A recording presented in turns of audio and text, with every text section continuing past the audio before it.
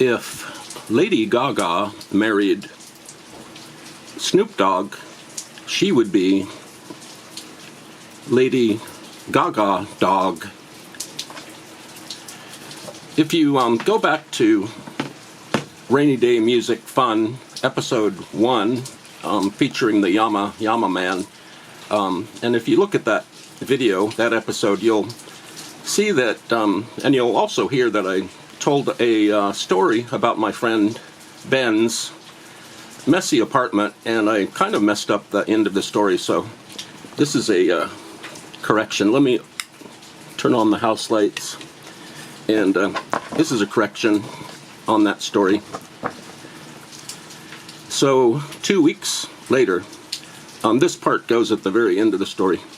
So 2 weeks later, I was driving my friend Ben up to his animation job in Hollywood when he turned to me as we were stopped at a red light, and he said to me, "I saw the photos of my messy apartment on your website. I didn't know I was such a fucking slob. Welcome to Heavenly Album Covers." And it's a rainy day again. This could actually be episode 5 of Rainy Day Music Fun, but this is a separate episode, and we're going to look at these books I picked up quite a while ago, but I've been leafing and reading through them periodically since I picked these up. And they're both about Indian pop culture. This one's by Mihir Bose, and it's called Bollywood, A History, and it's all about Indian films. The Indian film industry is humongous. It's the biggest film industry in the universe, and this is a book about cassette culture in India, the history, the way that cassettes were manufactured and distributed to the large population of India and elsewhere. This one's by Peter Manuel, and the great thing is that they both go into great depth about the singer Lata Mangeshkar, who passed away a couple of years ago. Lata was the most singing person ever to be on planet Earth. She dubbed over all the Indian actor voices for the Bollywood films. So it's these two books kind of dovetail, and they're real interesting, real big books. I like big books. And I also like books with indexes, so you can find stuff in the book. So sounds like it's raining harder, so we better get going here with our featured album, which is actually a CD album by a gentleman named Jose Luis Palacios. And this album is called Mi Val Imperial, which I think it means in Spanish, my Imperial Valley. And I'm going to just stay here at this viewpoint for a little bit, because it's going to be fun when we go a little bit closer.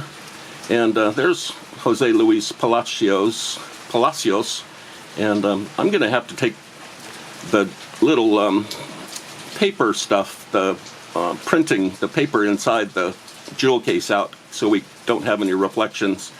But this is the album cover, and it's a nice picture of Jose Palacios. He's kind of surveying a piece of land, a house. Maybe it was his childhood home, and there's some mountains behind him. He's holding his sombrero. I don't think he has a gun, but he has, looks like a holster on his hip, and a nice huge tie, neckwear, and a great mustache, great hair. And let's get a little bit more closer to this CD as I drop my display stand. I'm going to zoom out now, and we can see these compact discs are great. They come in 2 parts. These cases, they actually come in 3 parts, and they always stay together. So there's the cover. Set that aside. There's the actual disc. It's not sure what label it's on. You always have to hold your CDs like this by the edge so you don't smudge them. And the lettering is just great. I should have my pointer here. for this part of it. And so there's the lettering here. It's really raining. It's kind of soothing. And here's the song titles. This is a mariachi album. I was unable to play it this morning because my CD player does not have a headphone output. So that's the disc itself. It's a nice powder blue, and we'll put it over here on top of the Indian music books. And there's the attractive jewel case that the CD was attached to.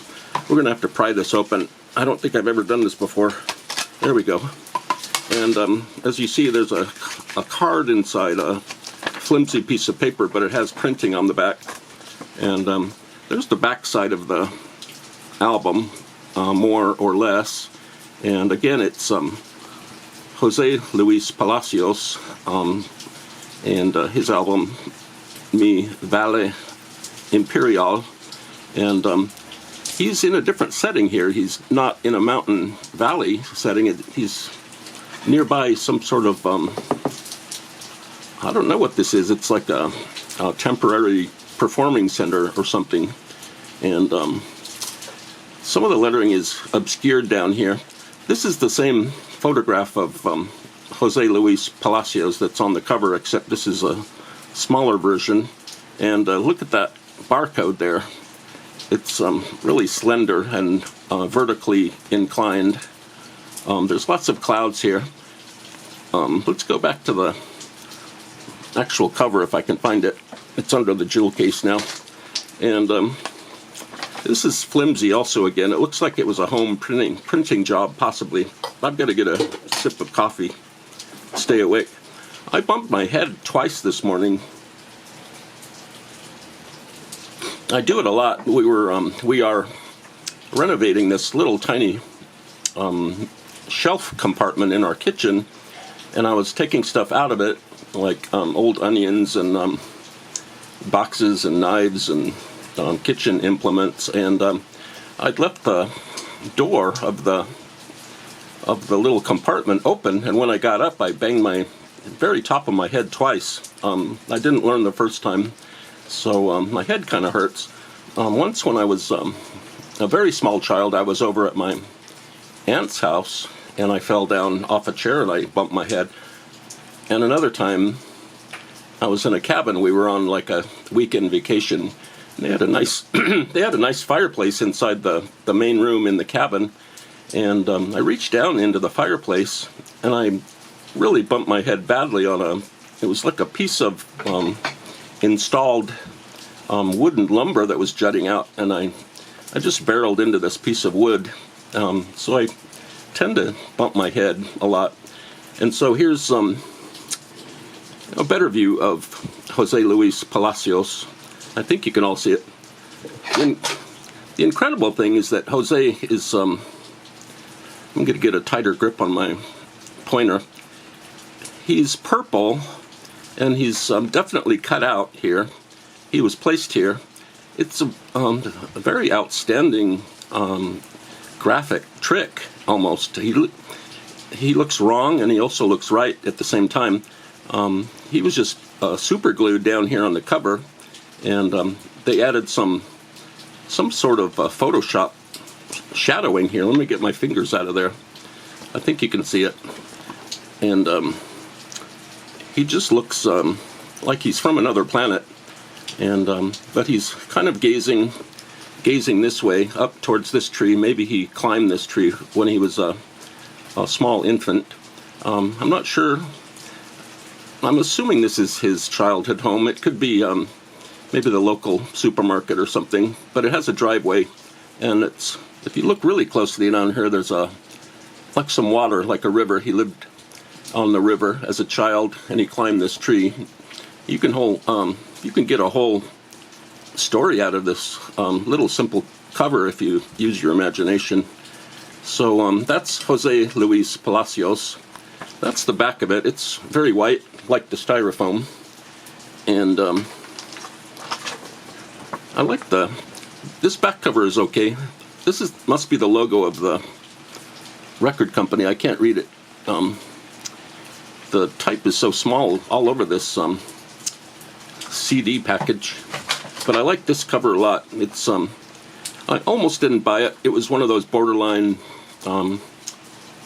cases where I almost walked away from it, but it was it cost almost nothing to buy, and I knew I would regret skipping it if I didn't buy it. So thank you, Jose Luis Palacios. Check out these books at the library if you get a chance. I don't think they have libraries anymore. And I think we did the correction today. I wanted to get that right because I kind of screwed up the end of the story about my friend Ben.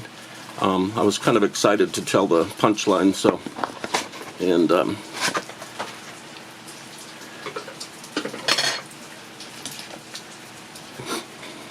I really did bump my head several times during my lifetime. It's raining still.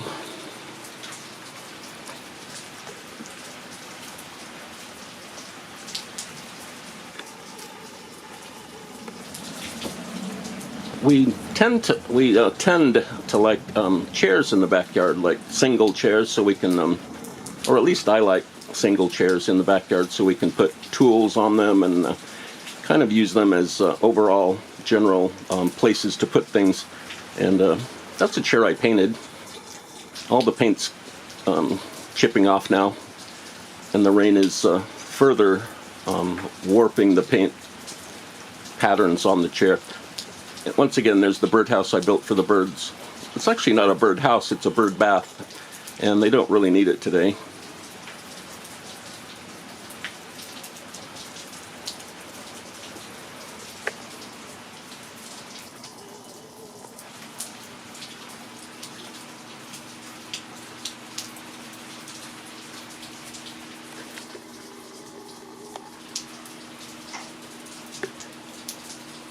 This sign, "Have a Party at Le Monde," is from an abandoned miniature golf place up near Yosemite.